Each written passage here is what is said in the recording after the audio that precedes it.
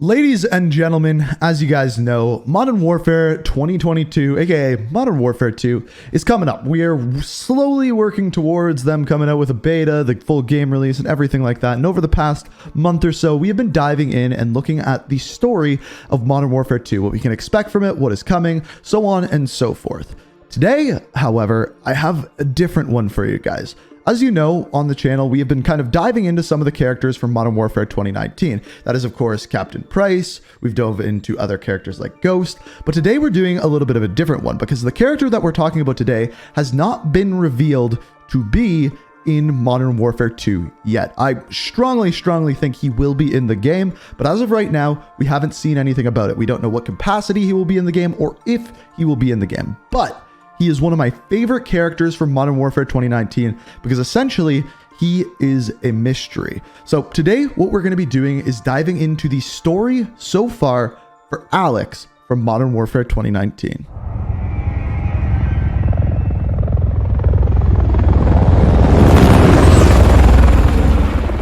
Echo 3-1 to Charlie 2 actual. Go for actual. LZ is in sight. Looks like our boys are right on time, Colonel. Roger 3-1.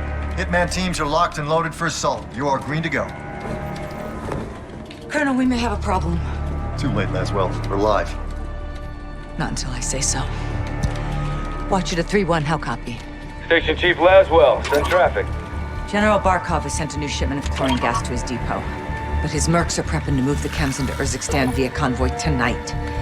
You're still clear to engage, but live fire on Russian military is prohibited. We cannot have an international incident. So I think a lot of people actually forget about this, but in the very first mission of Modern Warfare 2019, you are going into Verdansk before Warzone or Verdansk was ever really a thing. And you play as Alex, a CIA operative that we really don't know much about. We know that Alex is a codename. We don't know his real name, where he came from, where he grew up, what his family is, anything along those lines. Essentially, Alex is a mystery.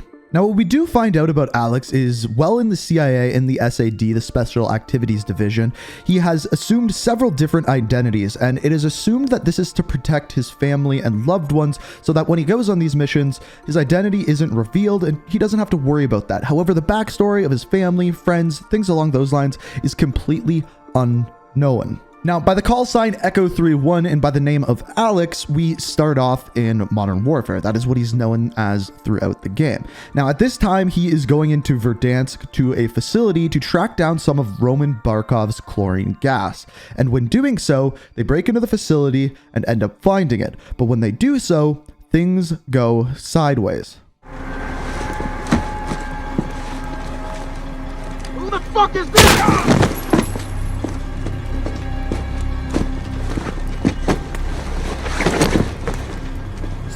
Answer. Malorosi. Marines. Amitar. Lazimitarak. Parat. Parat. Bala.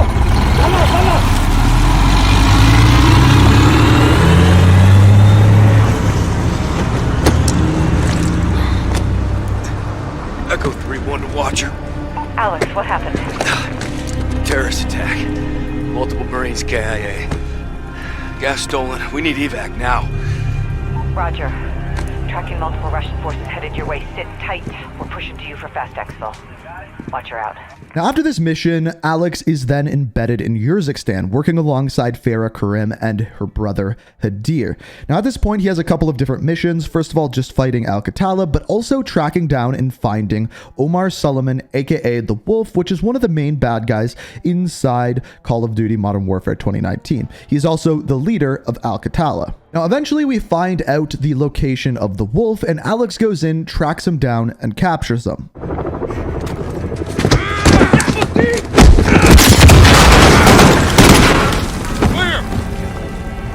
We got you, brother man. You're all right.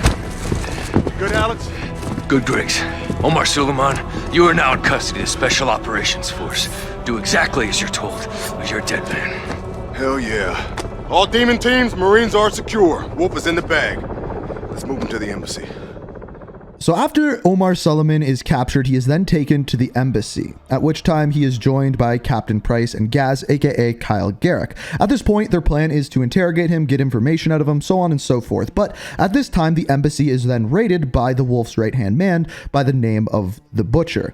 Now, when this happens, they then have to move the Wolf to another compound, which then gets raided by Al-Qatala once again. However, this time Al-Qatala manages to break in and free Omar Suleiman. Clear. All clear. He's gone. They breached the wall. Fucking hell. They got him, Captain. We will find him. Hadir, get your team to the crossroads. Bring everything you've got. Yes, sister. What's the plan, Farah? At this point, we then go to the Highway of Death to stop Omar Suleiman from escaping. At this point, we go with Farah Karim and once again her brother Hadir, and are essentially defending this highway and trying to stop the Wolf. However, we are then overrun by Al-Qatala forces, but Hadir has another plan, and this is when everything changes. Russian gas. Yes! And now we send it back to the Russians! The gas masks are in the bunker! Come quickly! Azir! What is this? At this point, we find out that the person to steal the gas at the very beginning of the campaign from Alex was none other than Hadir, working essentially as an extremist to take away the gas from Roman Barkov, as they've had quite some issues in the past. However, now we know that Hadir is a bad guy, and now we're not only hunting down the Wolf, but also Hadir as well. Now, at this point, it's actually Kyle Garrick and Price who end up finding out the location of the Wolf. However, Farah and Alex are the one to go after him. However, Alex ends up getting separated from Farah, falling into kind of a foxhole, and ends up having to go through to hunt down the Wolf. But once they get to him, they find him with a little bit of a surprise. There is no Have the escape. remote. Still counting. We can disarm it, Alex. Help me. 20 seconds. They end up finding Omar Suleiman with a bomb strapped to his chest, and, well, they take him out pretty quick. But aside from that, they then have to go on and disarm the bomb. But the next part is surprising. Now, we have to deal with Hadir, and on top of that, the Butcher as well. Now, we then go on to see Captain Price and Gaz deal with almost all of those fronts, but what happens next is a little bit of a twist, because the CIA doesn't end up being so happy with some of the decisions that Alex and Farah then go on to make. As much as we can all hear the ice in the glass, I'm afraid our toast has to wait. Hadir and his new friends are on the move. What are they? One step at a time. No one said they're friends. The general would tend to disagree. Norris, I asked you to let me Tell handle- him, Laswell, or I will. Command has officially redesignated Farah's forces. You want to translate that from bullshit to English? It means they're on the list. What list? Foreign terror organization list. I've ordered my Marines to treat Farah's army as hostiles. What? They're our allies. Yeah, not anymore. You keep your muppets on a short string, Colonel. Or what? I'll fucking earn you from it. Kate, these people need our support. There's nothing else we can do. Well, there's plenty we can do. I'm tired of being told who my friends are. Alex, don't. I'm going back to Urzikstan, staying with Farah's army. What you're doing is illegal. I'm pretty sure everything we do is illegal. Only the good stuff. You got friends nearby? You too. Thank you. For everything. Well, it's not over yet. Trust me. I always have. This is one of the examples of Modern Warfare 2019 being an excellent example of how to properly write a Call of Duty character. Because as far as Alex's story arc goes, he starts out as a character who is told everything what to do, what his name is, what the mission that he is going to complete is, and how to do it. At this point, he has essentially had enough and said, you know what, I'm not listening anymore. I'm going to fight alongside Farah and do the right thing, and that is exactly what he does. Now, after essentially being considered a criminal of war, Alex then goes and fights with Farah in the Urzikstan militia. In the meantime, Captain Price and Gaz go and eventually capture Hadir, capture the Butcher, but there's one person still at large, and that is of course Roman Barkov. And to storm the compound, Captain Price needs all his men. So to do so, he goes out and hunts down Farah and Alex and asks them to come on one last mission, to storm Roman Barkov's compound. Now, essentially the plan of this mission is go into the compound, blow it to all hell, and kill Roman Barkov in the process. Now, as far as what happens with Alex in this mission, is they end up getting inside the compound, and the detonator for the bomb that they are using to explode the compound manages to break. At this point, they don't have very many options, but in a really heart-wrenching scene between Farah and Alex, this is what ends up going down. Clear! What happened? Detonator's fucked. It's dead. I'll go in there. And do what? Ignite the furnace. You'll never get away in time. I know what I'm doing. Farah, listen to me. No, you listen to me. Because of this poison, my people have known something worse than war. I did not come this far to turn back. I'm not asking you to turn back. I'm asking you to give me the order. I won't do that. Commander, please. I am not your CO. Then who is? Because someone needs to light this fire and someone needs to kill Barkov. And you can't do both. I've been an assignment my whole life. This is what I believe in. Give me the order. You are a freedom fighter, Alex. You're a born leader, Farah. Say the word.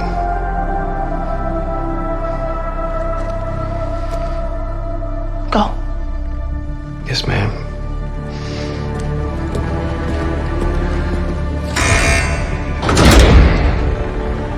Good luck.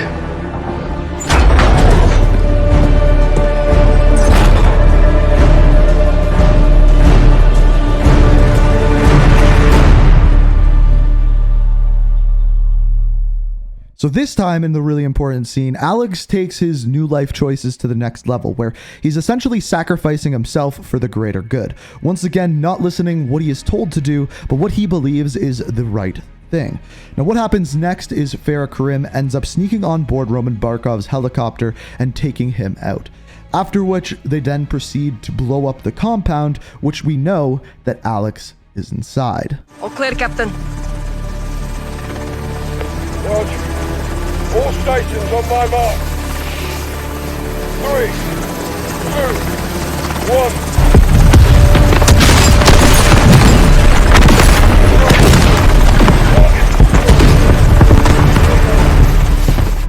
So there we have it. Alex was inside the building when it exploded, but I have one general rule for Call of Duty. If there's a character that supposedly dies that you don't actually see die, they are probably not dead.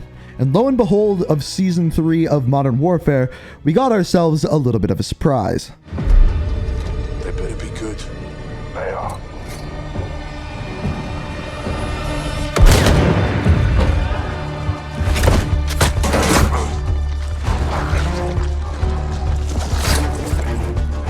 Echo 3-1, reporting for duty. Alex, thought you were dead. Still standing. You ready for a gunfight? Let's get evil. So as we find out, Alex somehow made it out of the compound. Now, at this point, we don't know how he made it out alive, who saved him, and who gave him the prosthetic leg. We just know that he's alive, and as we find out in later seasons, he eventually joins Task Force 141. And with Task Force 141 being a major part within Modern Warfare 2, we can only expect to see him return in some capacity, whether that be a character who is added at a later season or a direct character within the campaign. At this point, we don't know. In any of the promotional material, we have not seen Alex, and we don't know where he would come into play, but only time will tell, and I guess we'll have to wait and see. Personally, what I would love is if they would explain how he made it out of the compound alive with just losing a leg. Be curious to see, but we don't know if that's something that will actually come to fruition. But until then, that is the full story of Alex so far. It'll be interesting to see where it goes moving forward. But if you enjoy these type of videos, be sure to hit that like button, subscribe, have notifications on to stay up to date with everything. And of course, let me know what you think down in the comments. But as always, thank you so much for watching. And until next time, peace out. We are reaching for the stars.